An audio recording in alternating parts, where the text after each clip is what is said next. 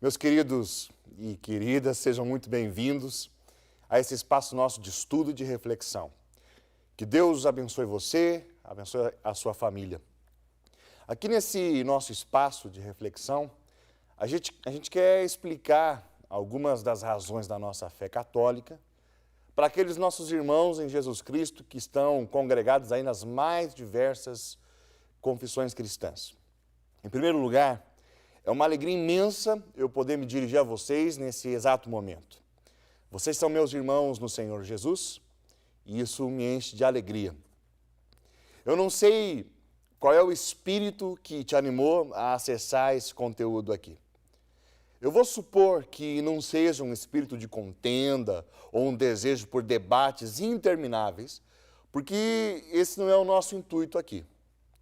Aqui, o nosso espaço de reflexão, nesse espaço, a gente está estabelecendo um diálogo sincero e verdadeiro com você.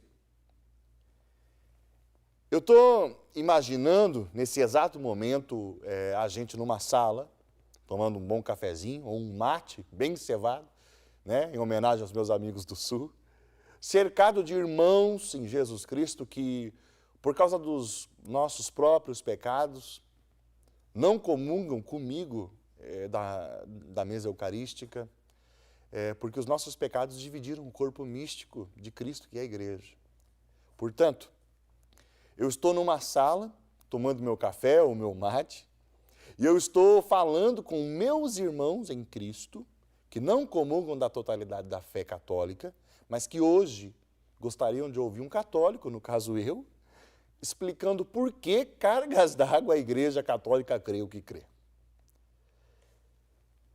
Portanto, esse é o espírito que anima o meu coração e eu rogo a você que nesse momento abaixe por um momento os punhos, a fim de que a gente possa ter uma conversa ao invés de um debate.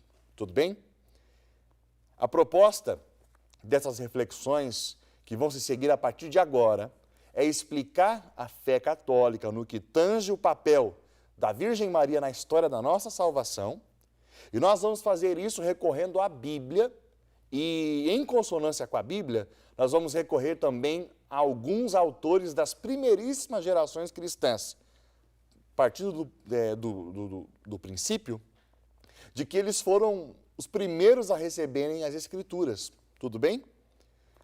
Antes de ir abrindo Bíblia, eu preciso fundamentar um pouquinho o método de interpretação da Bíblia que eu vou utilizar aqui.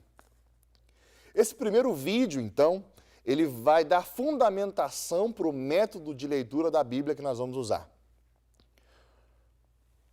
O método que eu vou utilizar para falar de Maria, desde a Bíblia, é a tipologia. E o que é a tipologia? Tipologia é o estudo dos tipos, tupos, tupoi no grego. É o estudo das figuras, das analogias. De fato, nós poderíamos resumir o assunto e dizer que tipologia é o estudo das divinas analogias da Nova Aliança que a gente encontra na Antiga Aliança. Quem é que inventou essa metodologia de leitura da Bíblia? De onde ela vem? Lendo a Bíblia, meus amigos, a gente percebe que a metodologia da tipologia foi usada com profundidade pelos próprios agiógrafos, os homens que Deus inspirou para escreverem os textos sagrados, né, os textos da Bíblia. E nós vemos essa metodologia de interpretação saindo da boca do próprio Senhor Jesus. Jesus e os apóstolos estavam bastante familiarizados com essa maneira de ler o Antigo Testamento. Nos escritos dos profetas, nos Salmos, a gente encontra com muita frequência interpretações tipológicas de alguns eventos que aconteceram, sempre com a ideia de preparar Israel para a vinda do Messias. Os autores do Novo Testamento viram acontecer em Jesus uma recapitulação, um cumprimento dos grandes eventos que tinham acontecido lá no Antigo Testamento. Cito especialmente a criação, o Êxodo e o reino aliança de Davi. Sendo assim, fazendo uma leitura tipológica, a gente pode afirmar que esses eventos eram tipos, analogias daquilo que havia de vir em Jesus Cristo. Era muito claro para os autores do Novo Testamento que, primeiro, Jesus era o novo Adão, primogênito da nova criação. Segundo, a crucificação de Jesus, a sua ressurreição, foram um novo êxodo. Terceiro, a igreja de Jesus é a nova Jerusalém e o novo reino de Davi. É bem isso. Tudo o que aconteceu no passado era prelúdio do que havia de vir. A gente lê em Hebreus, no capítulo 8, versículo 5, que Paulo diz que na lei de Moisés havia tipos, sombras daquilo que havia de vir, coisas que se cumpriram na nova aliança. Para deixar isso ainda mais claro, eu vou usar o exemplo de São Paulo. Ele, São Paulo, usando tipologia, ele vai afirmar que Jesus é um novo Adão. Na carta aos Romanos, ele chega a usar essa palavra grega, tupos, para falar de Adão como figura de Cristo. É isso mesmo. Em Adão, a gente encontra uma analogia de Jesus. Eu poderia supor aqui que todo mundo sabe o que é uma analogia e dizer, segue o baile, né? Mas eu bem sei que há muita gente acompanhando essa reflexão agora, sem ter assim um amplo conhecimento a respeito dessas coisas. Então eu vou tentar explicar a coisa de um modo bem simples. Quando a gente estuda lógica, a gente percebe que um termo pode ser unívoco, equívoco ou análogo. Exemplo, se eu falar a palavra abajur, essa palavra é unívoca. Por quê? Porque quando eu falo abajur, a imagem abajur é a que vem na sua cabeça e nada mais. É um termo unívoco. Agora, se eu falar a palavra manga, manga, poderia vir na sua cabeça a lembrança da fruta, manga, ou da manga da camisa. Embora não haja nenhuma relação entre a fruta e o pedaço de tecido da camisa, essa palavra é usada para essas duas realidades. Isso é um termo equívoco, uma única palavra, duas realidades bastante distintas. Agora vamos falar de analogia. Se eu falar a palavra pé, você pode pensar no seu pé, ou no pé da mesa, ou no pé de laranja e por aí vai. A mesma palavra é usada para realidades distintas, mas há uma profunda semelhança entre o meu pé, o pé da mesa e o pé da laranjeira. Eles sustentam algo, alguém, eles dão suporte. Isso é um termo análogo. Quando a gente usa uma analogia, a gente compara algo ou alguma coisa com um outro algo ou com alguma outra coisa, porque esses objetos ou pessoas possuem profundas semelhanças. E, por outro lado, também profundas diferenças. Vamos voltar para Adão e Jesus. Há profundas semelhanças e diferenças importantes entre Adão e Jesus. Algumas semelhanças. Primeiro, Adão era o primeiro filho de Deus da raça humana. Assim também era Jesus. Segundo, Adão foi o primeiro, foi feito à imagem e semelhança de Deus, e Jesus é a imagem do Deus invisível. A semelhança, o próprio Deus. Terceiro, Adão foi colocado como o rei da criação, e Jesus é o rei dos reis. Quarto, Adão foi criado sem pecado, e assim foi gerado Jesus. 5. Adão é mediador e representante da primeira aliança, e Jesus é o mediador e o representante da nova. Falamos das semelhanças, agora vamos olhar para as diferenças. Adão pecou. Jesus jamais pecou. Adão sucumbiu na desobediência. Jesus foi obediente até a morte. Adão nos trouxe a morte. Jesus nos trouxe vida, etc. É assim que funciona a tipologia. Nos evangelhos, a gente vê Jesus falando sobre si mesmo, sobre o seu trabalho redentor, em termos tipológicos. Os discípulos aprenderam a ler a Bíblia desse jeito com o próprio Jesus.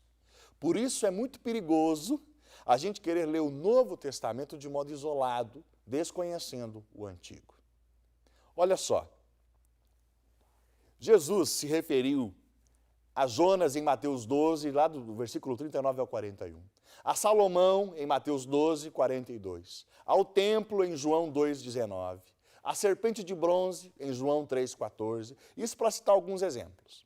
E todas essas citações foram feitas por Jesus, demonstrando que essas pessoas e figuras apontavam para ele. Eram tipos, figuras, sinais daquilo que estava se cumprindo nele. Em Lucas 24, 44 e 45, Jesus diz assim, é necessário que se cumpra tudo aquilo que está na Escritura sobre mim, na lei de Moisés, nos profetas e nos salmos. Jesus ensinou os apóstolos que as pessoas, os lugares, as coisas, os eventos do Antigo Testamento foram escritos como preparação para a vinda dele. Para a gente ir concluindo o tema da tipologia e entrar de cheio no nosso tema principal, que é o papel da Virgem Maria na história da nossa salvação, eu vou citar aqui um livro importantíssimo. Esse livro, meus amigos, meio que condensa tudo aquilo que a Igreja Católica pensa a respeito dos mais variados artigos de fé. Ele coaduna Bíblia e tradição. Eu estou falando do Catecismo da Igreja Católica. Olha o que esse catecismo diz a respeito da tipologia. Eu trouxe aqui os números impressos. Parágrafo 128, diz assim o catecismo. A Igreja, já nos tempos apostólicos, e depois constantemente em sua tradição, iluminou a unidade do plano divino nos dois testamentos, graças à tipologia. Esta discerne nas obras de Deus contidas na Antiga Aliança pré-figurações daquilo que Deus realizou na plenitude dos tempos na pessoa do seu Filho encarnado. Vou ler o parágrafo 129. Por isso, os cristãos leem o Antigo Testamento à luz de Cristo, morto e ressuscitado. Essa leitura tipológica manifesta o conteúdo inesgotável do Antigo Testamento.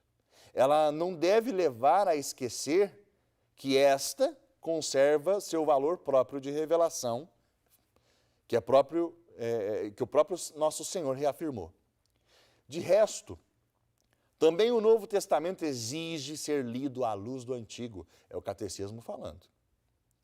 A catequese cristã primitiva, recorre constantemente a ele, segundo um adágio antigo, que diz que o Novo Testamento está escondido no Antigo, ao passo que o Antigo está desvendado no Novo. Novum in vetere latet, et in novo vetus patet.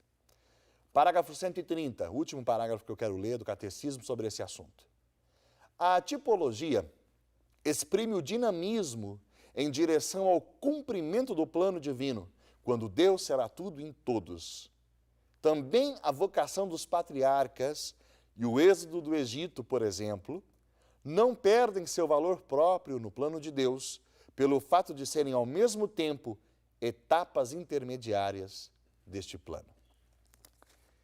Muito bem, mas é possível que você queira me fazer a seguinte pergunta agora. Fernando, e o que é que tudo isso tem a ver com o tema da Virgem Maria? Por que tanta explicação sobre tipologia antes de falar de Maria? O motivo é simples. Tudo o que Maria é, tudo o que a Igreja Católica crê a respeito dela, encontra fundamentação na união profunda, profundíssima, que existe entre Jesus e Maria. O que nós vamos fazer aqui a partir de agora é o que os primeiros cristãos fizeram. Nós vamos olhar para os principais tipos de Jesus e, em seguida, nós vamos olhar para Maria. Nós vamos descobrir juntos aqui aquilo que os pais da igreja, das primeiras gerações, descobriram.